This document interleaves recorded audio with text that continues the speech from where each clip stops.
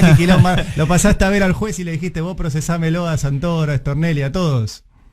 Qué fuerte además las cosas que dice de Santoro. Es impresionante, ¿no? Impresionante. O sea, lo acusa, nos recuerda mucho a la dictadura, porque en la dictadura, mientras secuestraban y torturaban, le robaban las cosas de las casas a la gente cuando se las llevaban.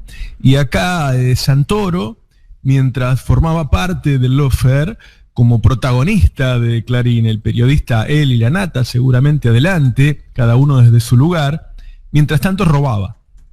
Sí. ¿No? Mientras tanto apretaba, extorsionaba y le sacaba dinero. De esa calaña de periodistas estamos hablando.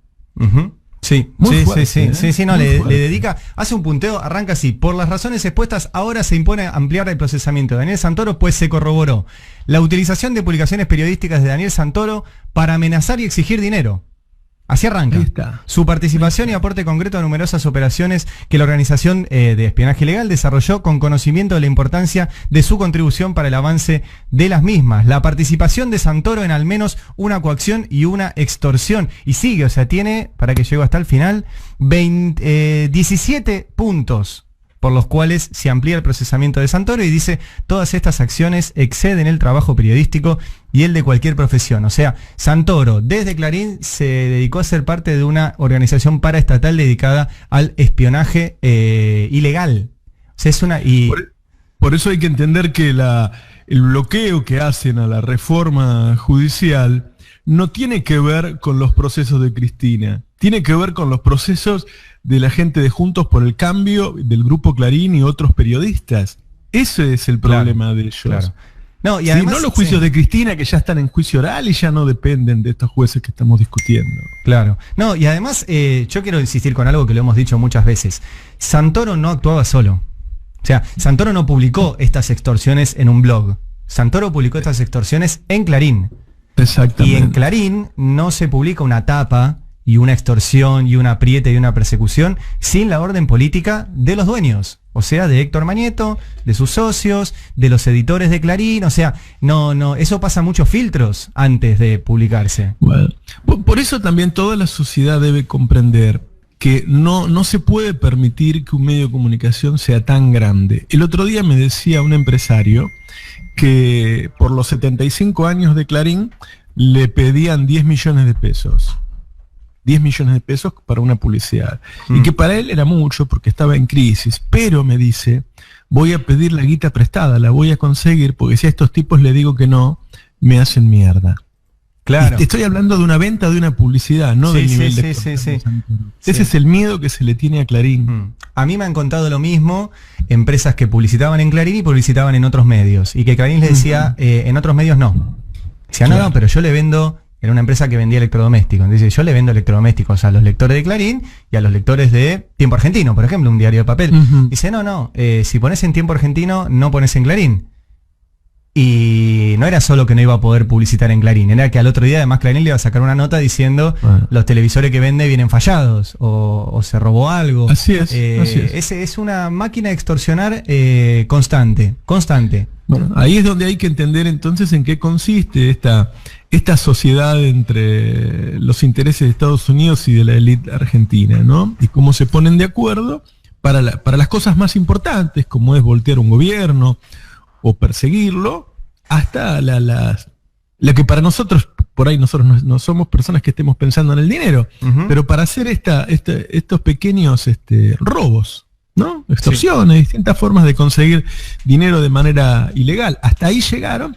Ahora, el problema es que como no son cualquier empresa, son un medio de comunicación, hay muchos argentinos que no saben quién es el ladrón y quién es el que está con la ley en la mano. Que no lo saben. Claro. Que no lo saben. ¿No? Stornelli mismo estuvo por los medios de comunicación diciendo que yo sé dónde vive Navarro. Sí. ¿No? O sea, con un mensaje mafioso. Te amenazó. Como si yo, que además que soy un privado, tuviera que darle alguna explicación de dónde vivo yo. Y ese era un mensaje mafioso. Sí. Un mensaje mafioso, porque ¿por qué? Como hicieron con Cristina, ¿no? Decir a dónde vive una persona, ¿para qué? Sí. Ahora, ellos hacían este tipo de cosas y la hacían en conjunto, era una asociación. Por eso nos estamos jugando tanto los argentinos, porque era una mafia. Sí, y además están las extorsiones por guita y después están las proscripciones, o sea, también funciona para proscribir a dirigentes políticos. Por supuesto. Entonces, bueno, ellos empiezan por eso, es como yo te decía de la dictadura, ¿no? Empezaban con los secuestros, con las desapariciones, con las torturas, y como un efecto colateral aparecían los robos. Vos sabés que hasta incluso en la mesa de torturas les hacían firmar escrituras. Sí, sí. Les robaban las propiedades, les robaban las fábricas. Y bueno, estos son negocios colaterales del lawfare, de la persecución política. Ahora, estos tipos mañana salen en los canales de televisión de primera línea, o esta noche misma, defendiéndose y acusando y ensuciando a otros, como si nada pasara. Sí. Como si nada pasara. Stornelli sigue tomando decisiones en su fiscalía. Exactamente. Como si nada pasara. Sí. Nosotros zafamos que no nos tocó Stornelli. De hecho, quiso juzgar a Miriam Lewin ahora. Sí, ¿no? Así es. Nosotros zafamos, no nos tocó Stornelli, pero nos tocó Tayano, Roberto. Que no extorsionaba, pero casi. No debería haber aceptado la denuncia, sin embargo, hasta ahora no sé que la haya rechazado, ¿no? Por ahora no. Ajá. Por ahora no.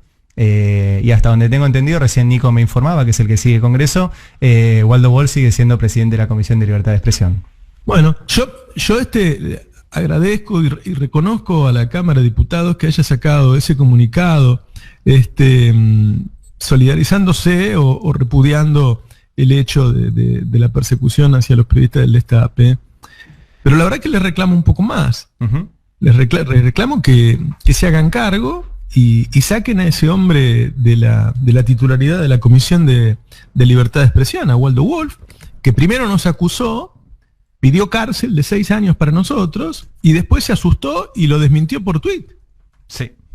Sí, y después nosotros leemos la denuncia y efectivamente nos denunció. Claro. Nos denunció. Bueno, entonces tenemos graves problemas en nuestras instituciones si existen esos hombres en esos puestos. Sí. ¿Sí? Sí. Y lo digo para el Frente de Todos, que es de quien más espero, ¿no? Pero también lo digo por los demás. Esa cosa de que se supone que hay gente Juntos por el Cambio que no está de acuerdo con estos procedimientos y que tiene un tinte más democrático. Bueno, hasta ahora, solo en off. ¿El ala moderada no dijo nada? No. No, ni siquiera se pronunció. Bueno, no sé, los deben tener amenazados o tendrán la misma manera de pensar, no lo sé. No lo sé. Sí. Lindos reportajes está dando Macri, hay que decir, ¿eh?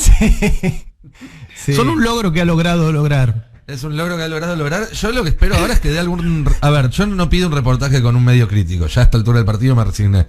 Pero que le dé un reportaje a un amigo que le tire centros en vivo, por lo menos. Para que los centros no estén editados. ¿Ninguna fue en vivo? No, todas grabadas. ¿Qué hizo? Hizo Joaquín Morales Solá en TN. Infobae. Hizo Infobae con Lechman y Mariano Tieberger. Sí. Hizo... Toc Toc. Hizo Sirven en La Nación Más. Sí. Y hizo ayer con Jonathan Viale en A24. Las 4 grabadas con varias horas de antelación. Quizá el público no sepa hasta dónde llega la diferencia.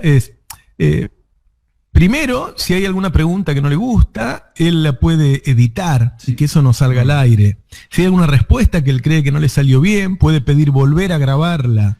Sí, es como si fuera una actuación. De hecho, después se edita y ponen lo que ellos creen que es lo mejor. Es decir, lo que ustedes vieron es lo que Macri o Marcos Peña, que es el que está atrás de él ahora nuevamente, es lo que él cree que está mejor. Ahora, ¿cómo aceptas eso? ¿No? Porque imagínate si...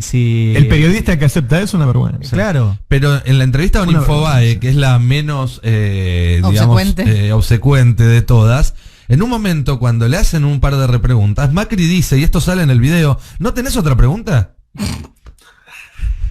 O sea, esto está, si buscan el video aparece. Lechman en un momento le dice, bueno, le tengo que preguntar, una cosa así dice, ¿no? Cuando dice cuenta propista, le pregunto. No, y Macri ahí se la devuelve y le dice, él sabe mucho del tema, dice cuenta propistas, él sabe mucho del tema. Sí, le dice eso a la Lechman. A Lechman, sí, es un apriete en vivo en el medio de la entrevista, es impresionante. Eso todavía nunca apareció, Roberto, el listado de los sobres de la CIDE a periodistas, ¿no? Y debería aparecer todo, ¿no? Por ahí hay cosas que no las quieren dar a conocer para no pelearse con todo el periodismo, sí. O por ahí eso tomaron la precaución de llevárselo, pero claro, la cadena de la felicidad, como se la denomina. De todas maneras, me parece que ahí hay un... Yo supongo que estos reportajes son prelibro, o sea, él se entera que va a salir el libro, y como tiene que dar una respuesta a eso, sí, él hace algunos reportajes antes, va preparando el terreno, y va a dar otros reportajes después, para responder a la acusación del hermano. Sí. Igual yo le sugiero al votante de Macri, que si a una persona no lo quiere ni el padre, ni la madre, ni el hermano, quizás estés votando mal. Claro, sí. Sí, y otro dato, Roberto, digo, Macri está mandando... La verdad que la madre decía que le tenía que pegar para que no mintiera. Sí, el padre dijo que le robó las empresas. Y ahora el hermano va a explotar todo. Vamos a ver qué dice. Ay, qué ganas de leer ese libro.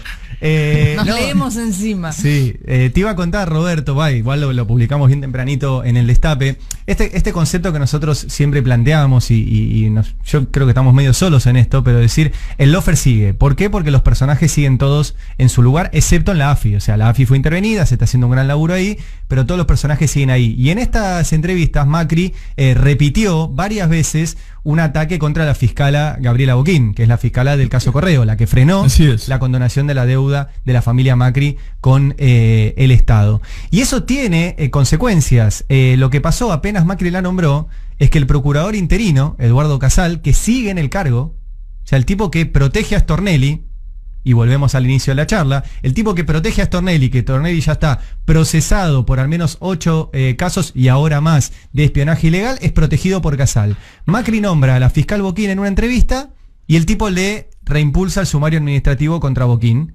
que se lo hizo a las pocas horas de que Macri la nombró en la entrevista. O sea, Macri sigue teniendo poder dentro, en este caso, de la Procuración, sigue teniendo poder en Comodoro Pi. Por eso quiere que las causas vayan a Comodoro Pi. O sea, es grave que... Bueno, no es solo Macri, ¿no? Es esa asociación entre la derecha nacional y los Estados Unidos. Recién lo manifestaba Horacio, que él piensa, o está seguro, que van a tratar de separar a Arce de Evo, como lo intentaron acá con Alberto y Cristina.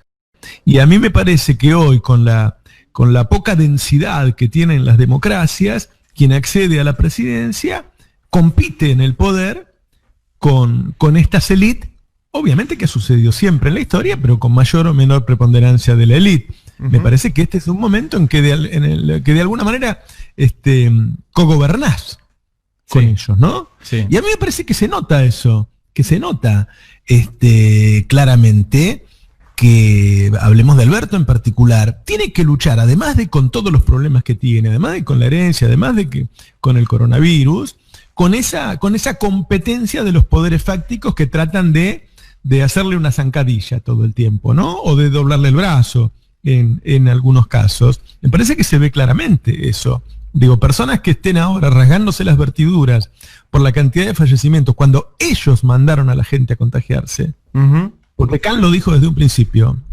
el virus no viene a vos vas al virus. Y estuvieron meses y meses y meses exigiendo hacer lo que quisieran y que la población pudiera hacer lo que quisieran. Y ahora le echan la culpa al gobierno. El gobierno trató de cuidar a la gente todo lo que pudo. Con los errores o con los problemas que tiene uno cuando se enfrenta a un hecho histórico como es una pandemia. Pero claramente eso está sucediendo con la resistencia de Alberto a hacer lo que quieren. Hay algo más al respecto que me gustaría comentar, porque desde hace un par de días se viene hablando de que Argentina pasó a Suecia y todas estas cuestiones. Las comparaciones, que son válidas, y está bien compararse, porque uno tiene que tener un marco de referencia, pero hay que hacerlas teniendo en cuenta las circunstancias. Europa todavía no pasó un invierno con coronavirus.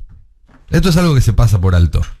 El hemisferio norte todavía no tuvo un invierno con coronavirus. Un invierno completo. Un invierno completo. El coronavirus llegó a fines de enero, principios de febrero, digamos, pero la gran explosión se dio en la primavera del hemisferio norte. ¿Sí? Marzo, abril. Entonces, cualquier comparación con el hemisferio sur, donde ya pasamos todo un invierno completo, más allá de las otras inequidades que hay, que tienen que ver con la precariedad en la vivienda y que tienen que ver con un montón de cosas, bueno, veamos cómo está todo dentro de 3 meses, ¿no? Agarrarse porque en un momento preciso Argentina está más arriba, más abajo, es mala leche. Es mala leche. Decir somos los peores del mundo es mala leche.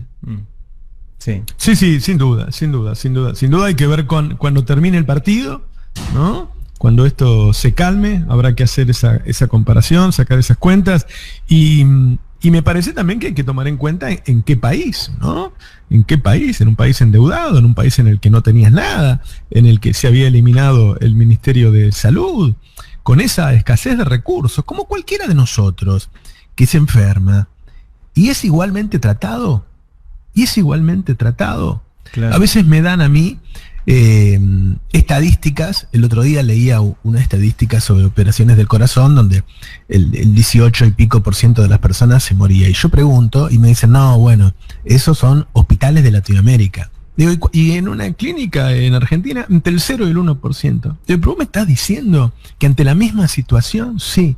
Entonces, imagínate si en la vida de una persona, ¿no? Me pareció terrible eso, me pareció terrible. Sí. A mí me pasó otra cosa. ¿Se acuerdan el día que me llevé el vidrio por delante? ¿Cómo olvidarlo, Roberto? A mí me estaban cosiendo en 12 lugares distintos del cuerpo al mismo tiempo. Y llega una enfermera o una médica, no sé, que habla con la médica que me está atendiendo a mí y le dice, llegó una persona en estas condiciones. Y ella le dice, bueno, solamente la puede salvar el doctor tal. Le dice, no, porque no tiene esta prepaga, tiene tal. Ah, entonces mándenla a otro lado. Nunca me voy a olvidar de eso. Entonces, imagínate si hay tales diferencias en una persona, lo que es en un país que lo habían dejado con semejante grado de deterioro, y ahora se lo quiere comparar con países que tienen hasta ahorros para enfrentar estas circunstancias, ¿no? Sí, hay algo que decir de acá. Nosotros hemos sido muy críticos de un montón de cosas de manejo, pero el sistema de salud todavía, o por lo menos no vimos las imágenes del inicio de la pandemia en Europa, que eran las imágenes de médicos teniendo que decidir entre 5 personas cuál vivía y qué 4 personas morían. Bueno, eso no, es que no lo que te tiene que dar lo que te tiene que dar el Estado es un sistema sanitario que funcione y que no se sature. Y después apelar y dar la batalla cultural para que la gente se quede en la casa. Uno podría decir que el sistema sanitario te lo dieron y que la batalla cultural en parte fue perdida, como se pierden muchas batallas culturales en Argentina, porque los fierros los tienen ellos. Sí. Y entonces es muy difícil. Yo te digo la verdad, yo me acuerdo la tristeza cuando nos llama un oyente y nos dice que el hermano se contagió. Ahora, yo sinceramente creo que entre los oyentes nuestros se debe haber contagiado menos gente que entre los oyentes de Leuco, por ejemplo, que lo mandaba a la calle. Porque la comunicación es importante.